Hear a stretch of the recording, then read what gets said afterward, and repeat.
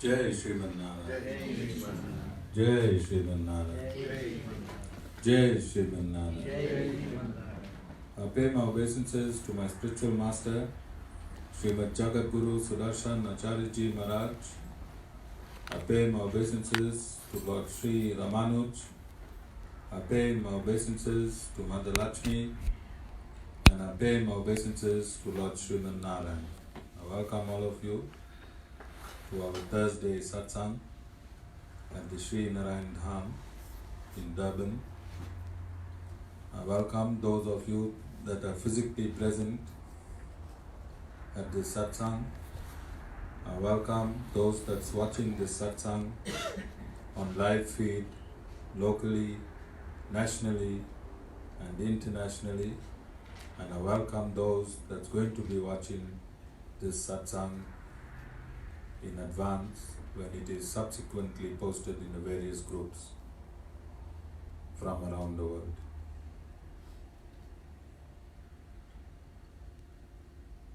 So today we're going to continue our series Vishishtadvaita is Vedanta. Vishishtadvaita is the absolute purport of Vedanta. Vedanta is the scripture of Sanatan Dharma, and the world is Lord Narayan's classroom.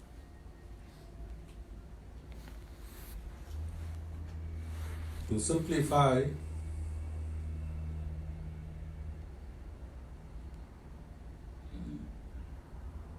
we go back to basics.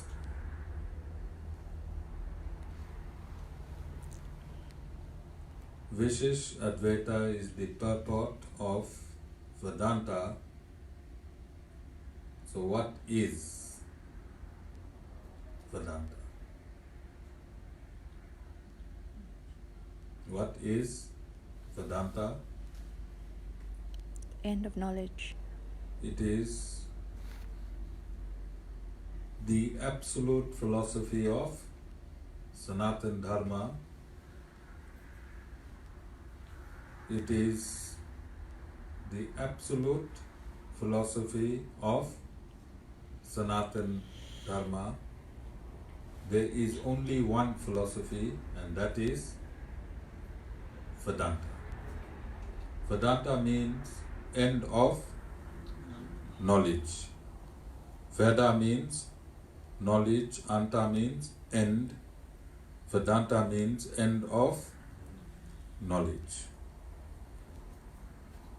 End of knowledge means that when you get this knowledge of Vedanta, there is nothing more to be known. If you get this knowledge of Vedanta, there is nothing more to be known. In your material world, you go to universities, and if you do a degree, what would you call your end of knowledge in that particular field?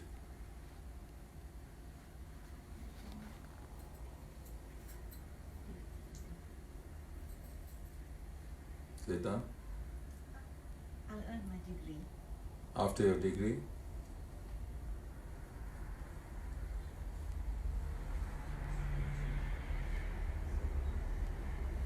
What is after a degree?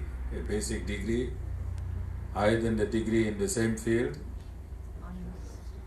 Sorry? Honors and masters. And then doctorates. In ascending order, please. First a degree, then you get your honors, and then you get your masters, and then you get your doctorate. Then you get your doctorate. So in Sanatan Dharma, your doctorate will be Vedanta.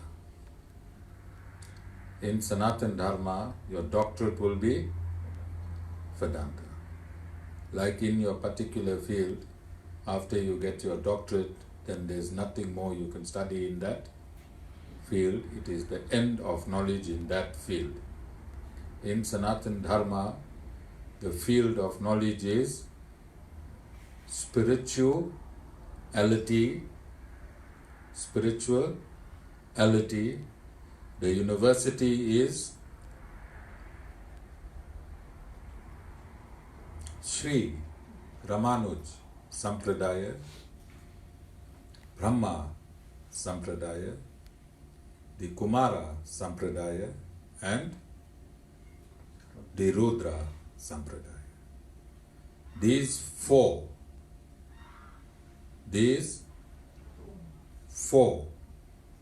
universities are the only recognized universities in spirituality. These four universities are the only authorized universities in spirituality, which is a field on its own. Unlike your material degree, honors, masters, and doctorate,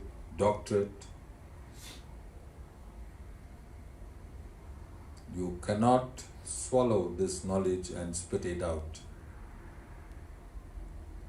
in an examination. Unlike your material degree, you cannot assimilate this knowledge and spit it out in examinations and get qualified. In spirituality, you have to live this knowledge. In spirituality, you have to live, experience, comply, contain, retain this knowledge all the time.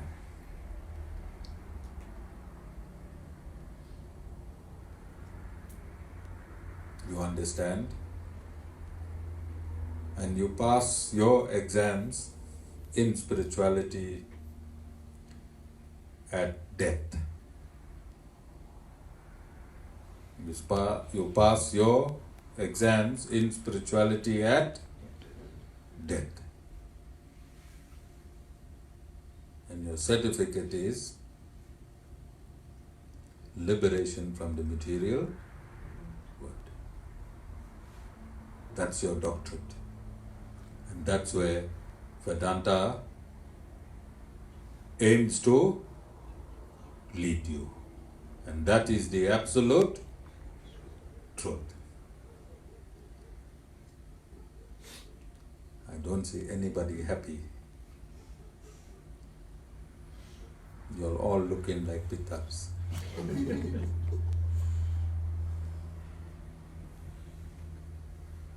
So in Vedanta, you learn how to die with a doctorate. Simply, that is what Vedanta is. But we follow a deep,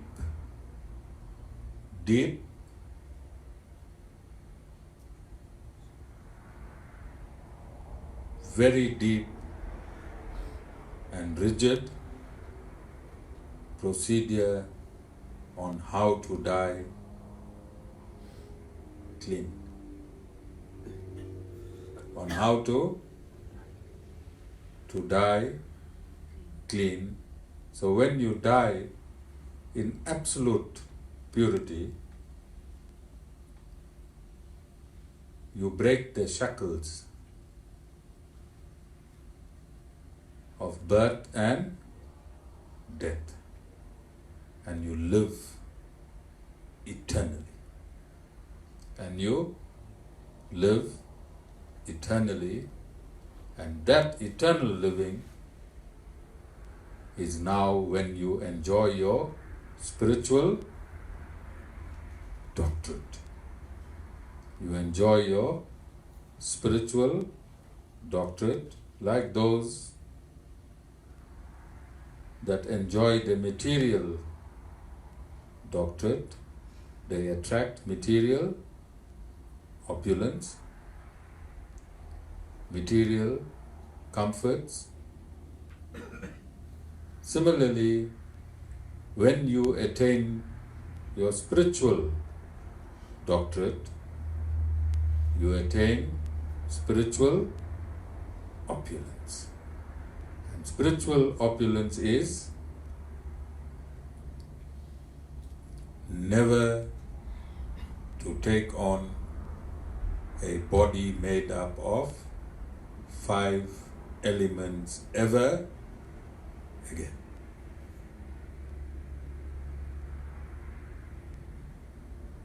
That is Vedanta, end of knowledge. When you are rigidly in the path of liberation, is there anything more to know?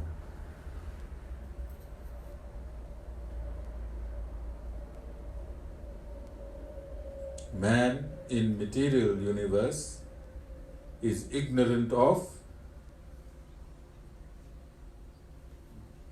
his true self. Man in material nature is ignorant of his true self. Vedanta is a process where you learn who you really are. And once you know who you are, then you can plot your destiny to your owner. To your owner. Simple? Simple, Sita? Very simple. Very simple. Now I want you to live it, Sita. Trying. Living it. Living Vedanta is the reality. Living Vedanta is the reality. So attaining knowledge is good, but useless if you do not put it into practice. Attaining knowledge is excellent, but useless if not put into practice.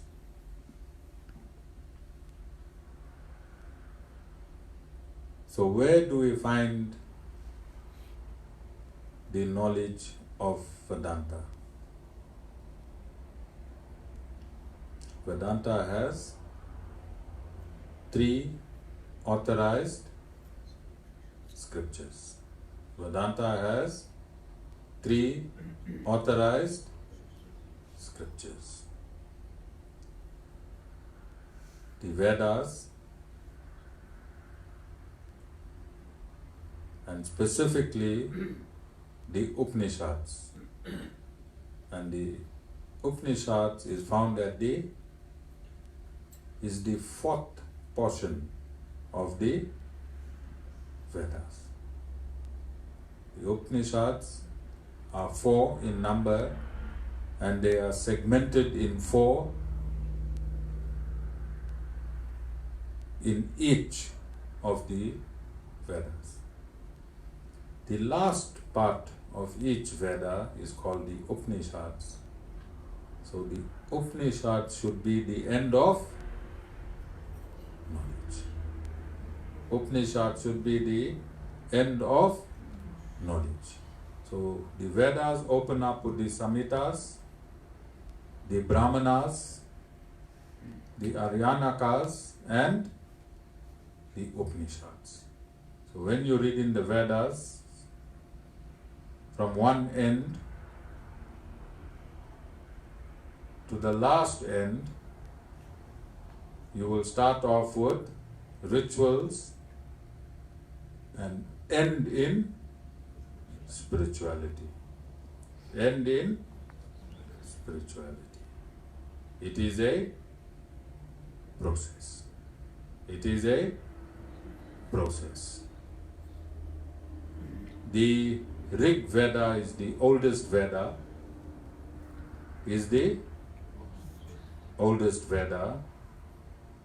and in the Rig Veda, which is the oldest Veda, which means it is the first book of knowledge, or the first compilation of knowledge in a book form. That first compilation of knowledge in a book form should tell you who God is and what the philosophy is, don't you think? Should tell you who God is and what the philosophy is. Which book should tell you that? The foremost, the very first book or scripture that has been compiled should be clear as to who God is and which is the absolute philosophy. So I'm just going to read you a verse from the Rig Veda, and let's see the very first, the most ancient scripture, whom this scripture describes as the Supreme Personality of God.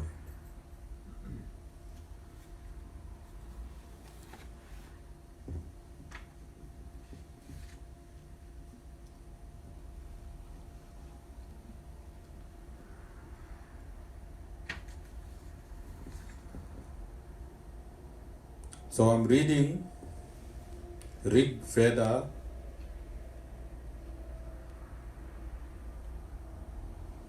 1/22/17,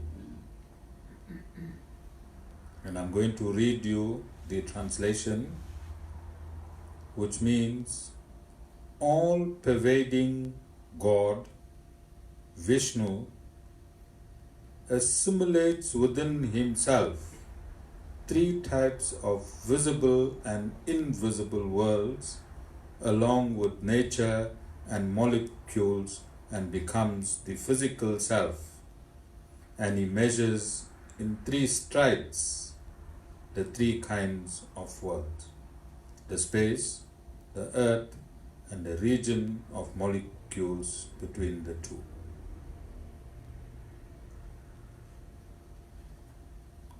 So this one verse in the Rig Veda, it declares without any hesitation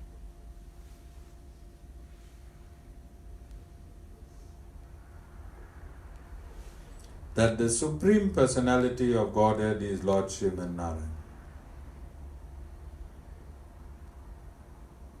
The very first scripture, the very first scripture in the very, very early parts declares,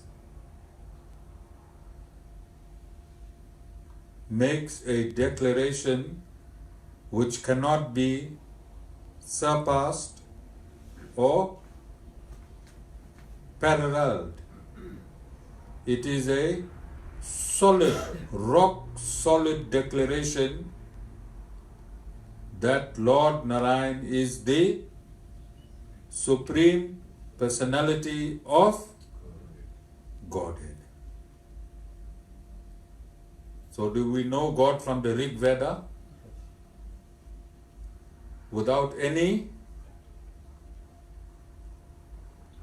doubt, not even a shadow of a doubt. Open Rig Veda, reference the verse of the mantra that I have read, and it will declare Lord Sriman Narayan as the Supreme Personality of Godhead. Within that verse, it states that the world is assimilated within him.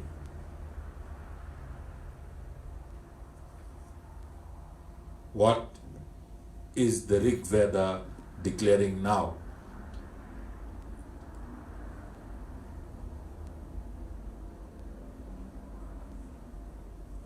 Sita, what is the Rig Veda declaring now? That the universe is assimilated within him. What is it declaring? Dr. Singh. Dhana. Sorry? And what is the name of that philosophy? Vishishtadvaita. Vishishtadvaita. Vishishtadvaita finds its origin in the very first scriptural manuscript compiled for the benefit of mankind.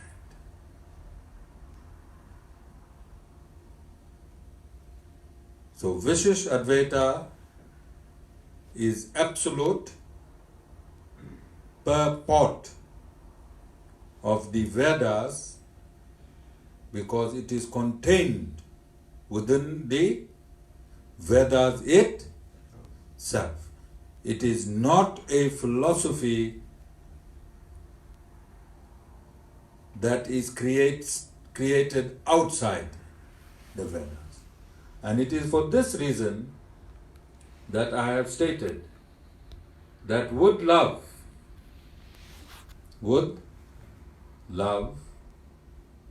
we will declare Vishishtadvaita as the absolute purport of Vedanta and refute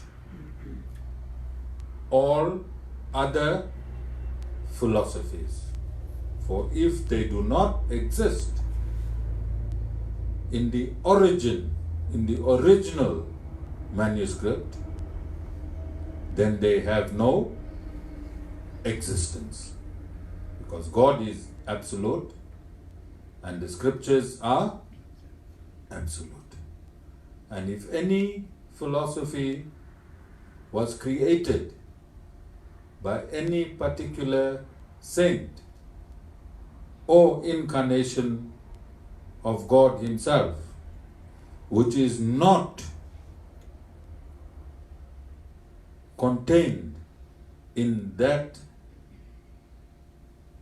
scriptures or authorized scriptures of Vedanta, notwithstanding whether that philosophy was created by an incarnation or a partial manifestation or a saint or sage. If it is not contained in the Vedas, we refute it. Simple? Simple? All of you are understanding? Sanatan Dharma, another name for Sanatan Dharma? Tivashni? Another name for Vishishtadvaita Sanatan Dharma? Hinduism. Hinduism. The scripture for Hinduism, Bhagavad Gita, Vedas, and the Vedanta Sutras. The Vedanta Sutras. So the Vedas, Bhagavad Gita, and Vedanta Sutras. So the Vedanta Sutras clarifies all the misconceptions and seeming contradictions in the 108 Upanishads. So the Vedanta Sutra is a compilation of 544 verses that seems to contradict each other here and there. The author of Vedanta Sutra is the same author of the Vedas. Sorry, we should be using the word compiler. The compiler of the Vedanta Sutra is the same compiler of the Vedas, is the same compiler of the Bhagavad Gita. So all authorized scriptures are compiled by one entity in this, the 28th Kali-yuga, called Vedavyas. Dvaipanya Krishna. Dvaipanya Krishna Vedavyas. Dvaipanya Krishna Vedavyas. In this 28th Kali-yuga. You understand? Vedavyas is a title. Veda means the four Vedas. Vyasa means compiler. Compiler of Vedavyas. Compiler of Vedas. The personification of that person in the 28th Kali-yuga, Dvaipanya Krishna, who is a manifestation of Lord Sriman Narayan himself. Sanatan Dharma is beautiful. Isn't it beautiful? If you understand the basics, look how beautiful it is. And look how beautiful and beautifully it can unravel itself, because the Vedas is an authority in itself. It does not require a sub-agent to dispel its authority. The Vedas is an authority in itself. Understand? Where on this earth can you get more sublime knowledge than Sanatan Dharma?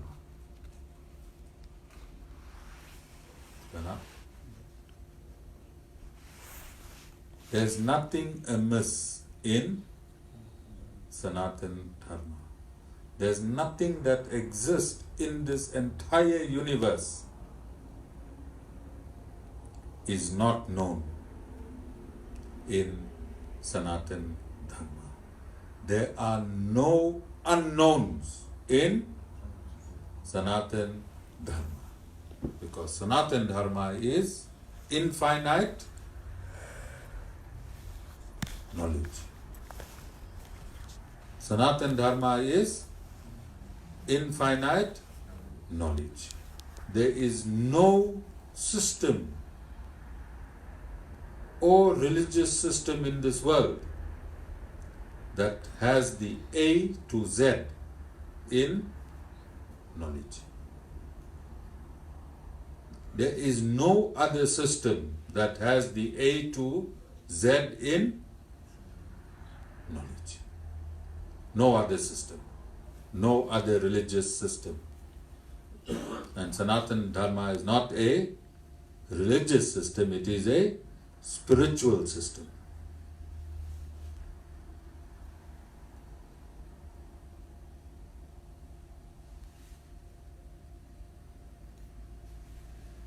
So let's see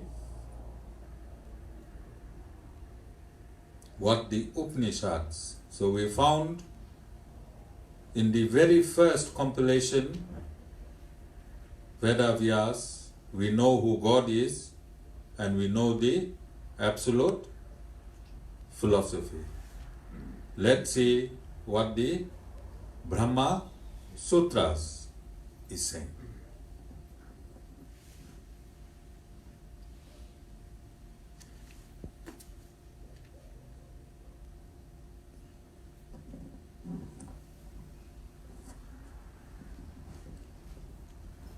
So Brahma Sutra 1.1.3 states, but that the scriptures alone are authority with respect to Brahman is established because it is the main purport of all texts constituting the highest aim of man.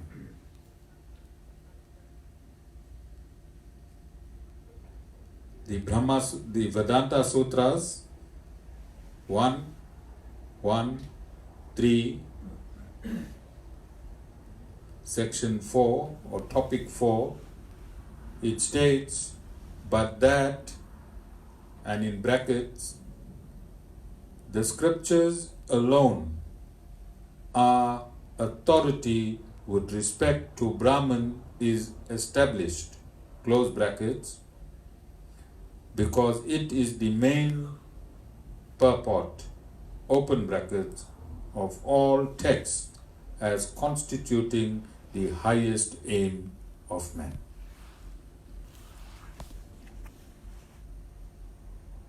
So we stated that in Vedanta there are three authorities: the Vedas, the Brahma Sutras, and the Bhagavad Gita.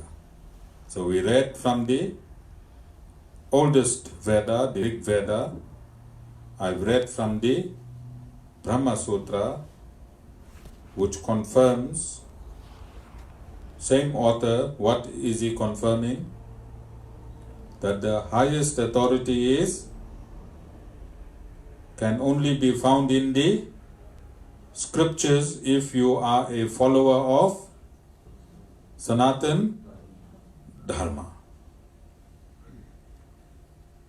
Then let's see, when Lord Narayan incarnated as Lord Sri Krishna in the Bhagavad Gita, what he has to state, because the Brahma Sutra is stating that the highest aim of man is knowledge through scripture. Highest aim of man is knowledge through scripture. Rishi Bhai, highest aim of man is knowledge through scripture. What you thought, Rishi Bhai, was the highest aim of man?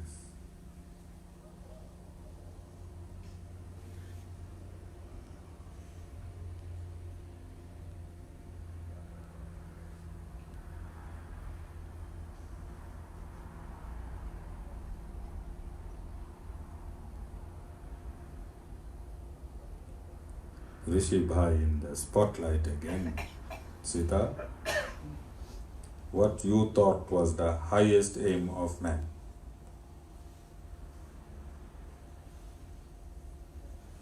Dana?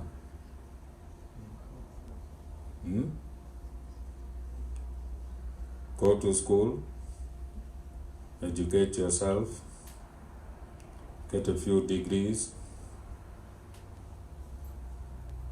meet your girlfriend, get married, have children, take a bond, build a big house. Each child must have their own room, work like a donkey.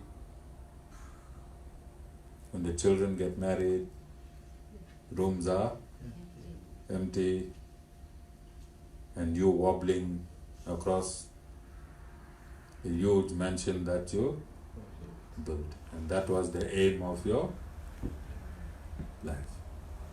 If that was the true aim, at the end of your life, wouldn't you be very happy? How many parents are happy at the end of the life? Because it is not the aim of man. What is the aim of man now, Rishi? You may speak in front of Bobby. Knowledge through? Rishi, I want you to say it. What is the main aim of man? Knowledge through?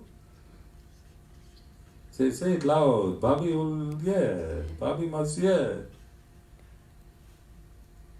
Bobby, you tell him, what is the main aim of man? Yes, instead of saying I do,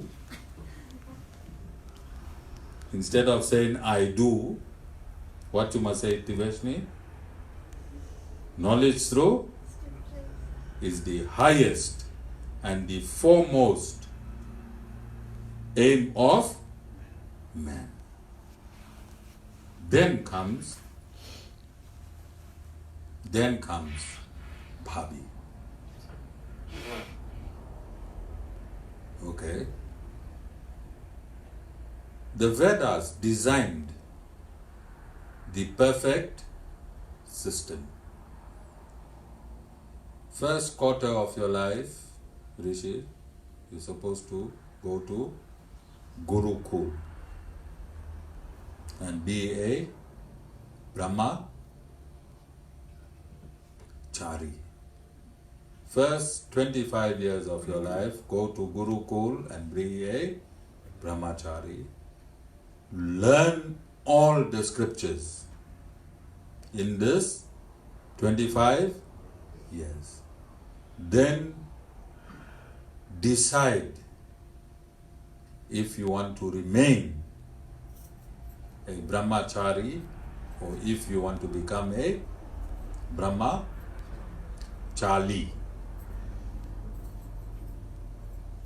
If you want to become a Brahmachari, alright? Brahmachari is becoming a Grihastha. Grihastha means getting married and becoming a householder. And I don't think anyone who got married and became a householder will deny that he became a Brahmachari. Alright? Can anyone deny it? Stuni? Stuni is not denying, alright? Vasan? And Vasan had an opportunity.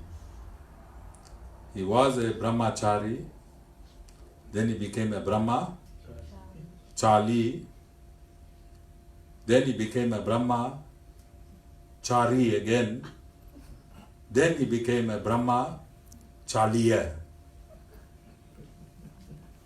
And then now he's back to Brahmachari. Alright? So he's in between Chari and Chari. Only common denominator, Brahma. Okay? Then the third aspect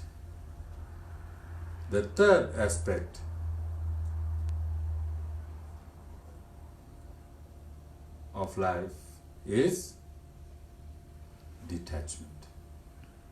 So you can be a brahmachari, you get attached, you get married, you have children, then you get detached, and the fourth aspect is sannyasa, where you leave your family totally. 4 beautiful stages. 4 beautiful stages. Ideal for ideal man. God created the perfect system.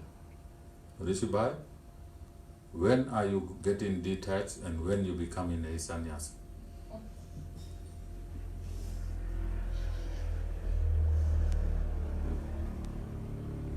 And Rishi Bhai thought satsang was good.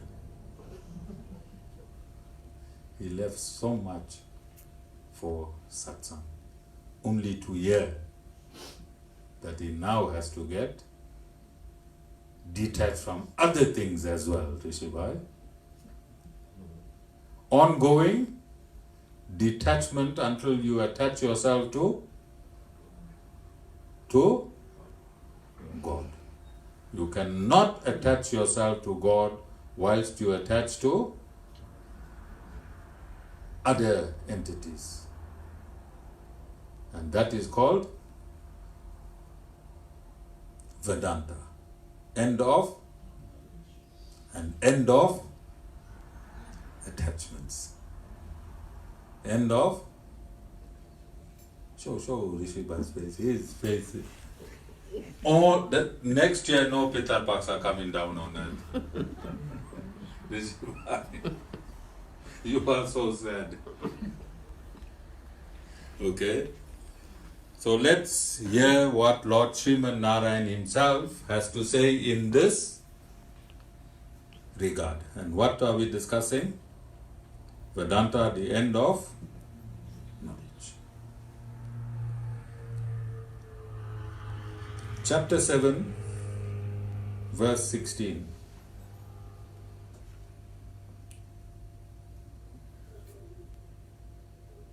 Four types of men of good deeds worship me, O Arjuna.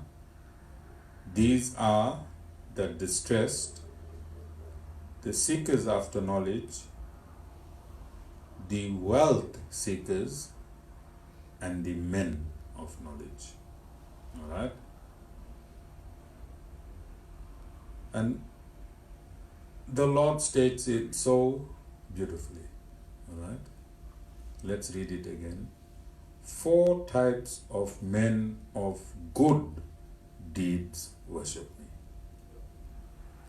So right there in the opening sentence, whoever is worshipping the Supreme Personality of Godhead, they have good deeds, means merits to worship Him.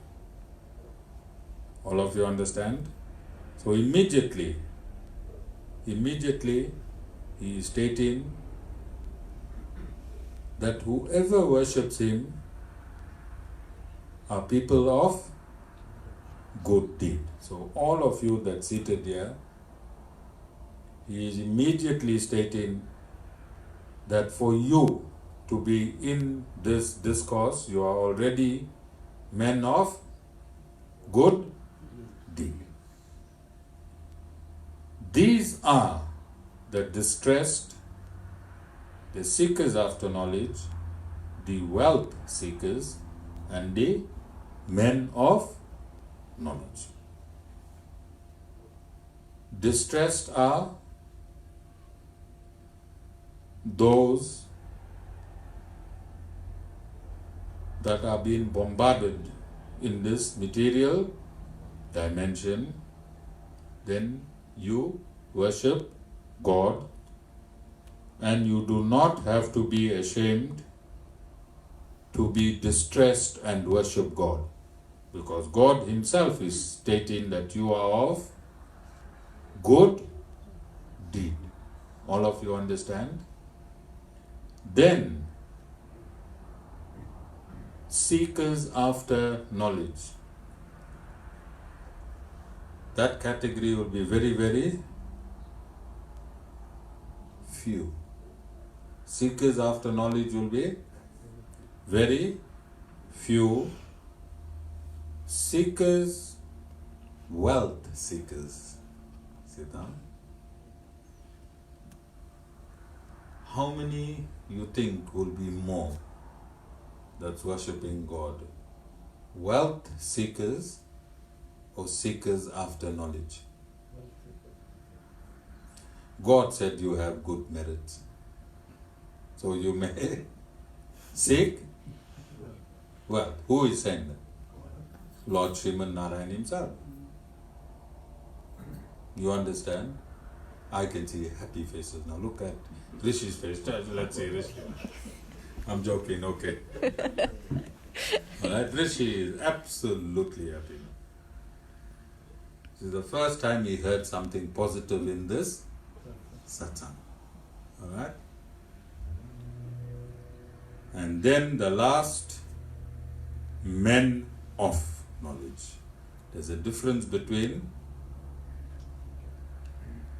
seeking knowledge and men of knowledge. Alright?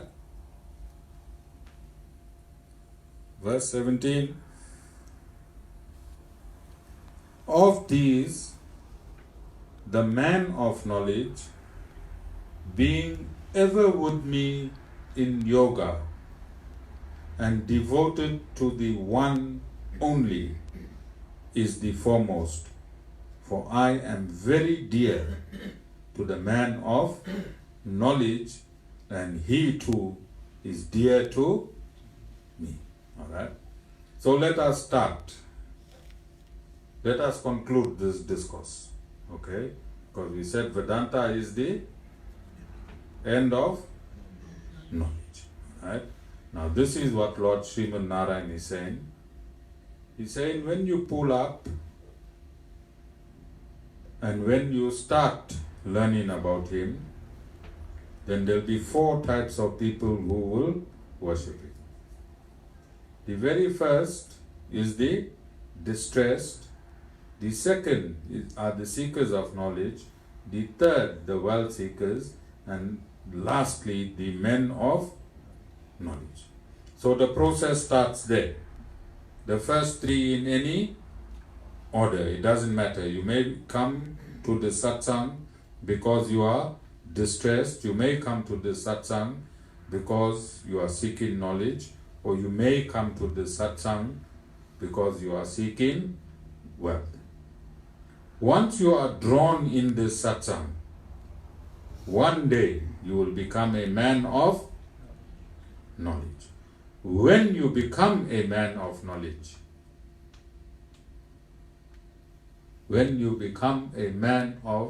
knowledge, then this is what the Lord has to state.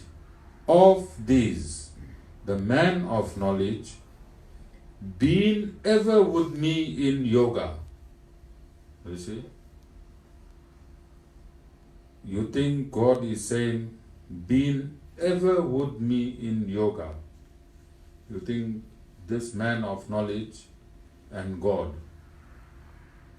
is seated on 2 mats and doing yoga exercise. You see? What do you think I'm reading in this verse? Sita. It's not the physical exercise. It's not the Physical yoga. Is there any other kind of yoga? It's like Yoga has another meaning. And that meaning means union. That meaning means union. So let's use the word union and read this verse.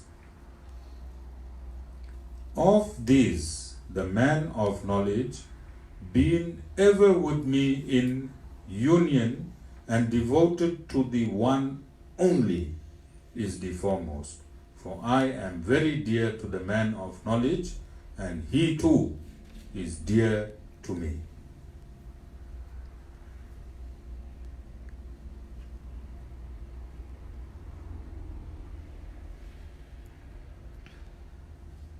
Verse 18.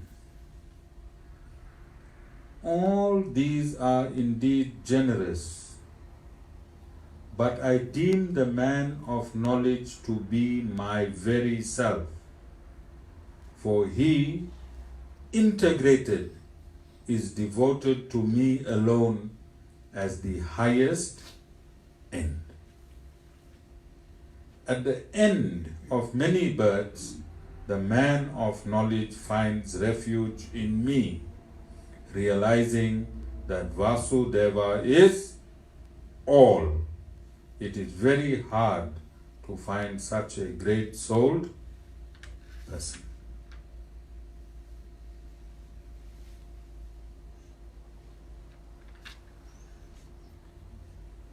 Can you see?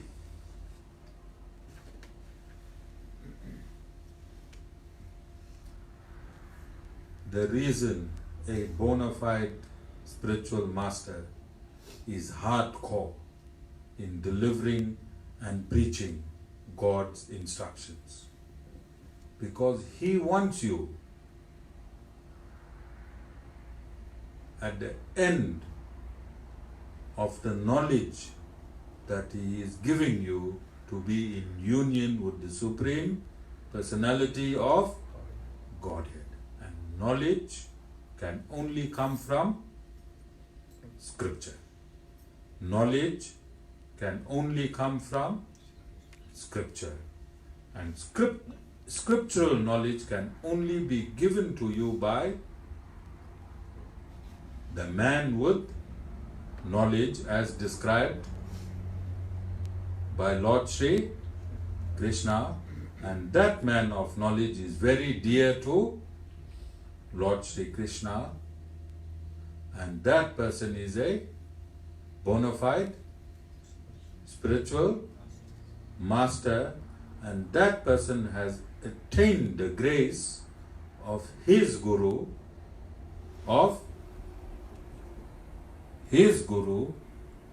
and the Adi Guru, and the Adi Guru of the Sampradaya to give you knowledge which is not new. Guru is not creating any knowledge from his mind. He is giving you knowledge that is already there. But you are not aware of. Sanatan Dharma is beautiful because you can experience it. It is not dry. It is not a set of governing rules. It is a set of rules to be experienced. Not by your body. Not by your body. By your soul. By your soul. Are there any questions?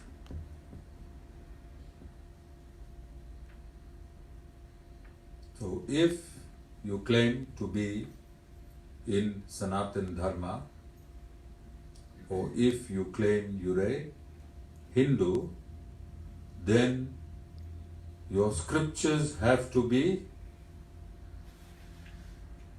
Bhagavad Gita, Vedanta Sutra, and the Vedas. If you do not follow these three authorized scriptures, then you cannot claim to be a Hindu. Like if you do not follow a Quran, you cannot claim to be a. If you do not follow the Bible, you cannot claim to be a.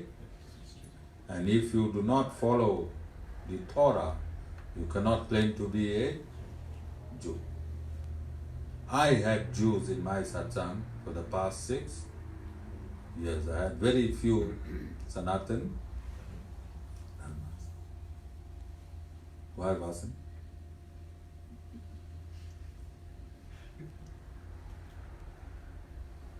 I think the quality was there.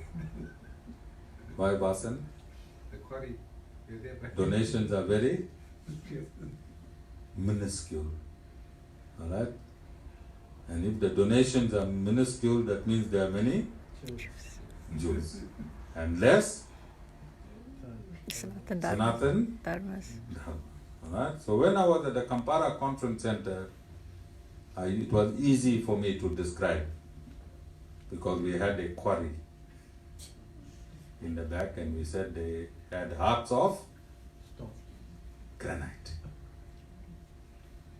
Alright? But all in a joke. God does not need your donations or your money. You need to purify your existence by doing karma yoga. What is karma yoga? Action. Sweeping, cleaning is karma yoga. You have to purify your actions by donating some money in the arti, 1 cent, 2 cent, 5 cent, 20 cent. Why you have to purify your money? Because that same money could be transacted from a murder, robbery, hijacking. It's in your wallet. It is not pure, and it is for that reason you purify your money by putting a few cents in the arti. And as you become wealthier, those of you seeking wealth, I hope all of you are seeking wealth. Alright? So we can do a deal after the satsang, a 25% rebate deal. Alright? We give you 100,000, you give us 25,000 back. Look at my devotees. They are happiest. I don't think any satsang in this world has more happier faces than mine tonight. Even Tibetani is absolutely happy. No plots, no plans, just pure happiness, just for this 1 minute. Okay, are there any questions? Nothing. Sita? Very happy. Sita is also very happy. Alright? But as soon as they get the 100,000, I don't see them anymore. When it comes time to pay back the 25%, the Guru is fake, the Guru is a rogue, the Guru wants your money, you know.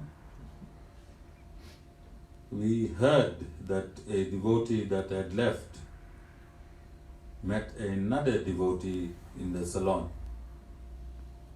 And when she was asked why you left the satsang, instead of giving the real reason, she said the satsang was costing me a whole lot of money. It had become too expensive for me to remain in this satsang. So I did the investigation, and upon the investigation, and we have a WhatsApp group wherein we invite people to donate food items because they eat. At the end of the satsang, everyone partakes in a meal. So we said donate. So a meal can be cooked via your donation, wherein you can partake in that meal. And this person who stated that it had become too expensive to remain in the satsang, I went through her WhatsApp, and whenever a donation was asked for, she said, I will cook 2 cups of rice. And if 2 cups of rice made you poor, after you became a businesswoman from the Guru's ashram, and you told the entire world you became a businesswoman from the Guru's ashram, I don't know what to say. I don't know what to say. So please, those of you that's here, when you get your 100%, stick around. Guru does not want your 25%. Don't run away. Alright? 2 cups of rice won't kill anyone. Are there any questions? Any questions? Namita? None. Strini? Anyone? Tivashni? Jai Sri Ramanuj.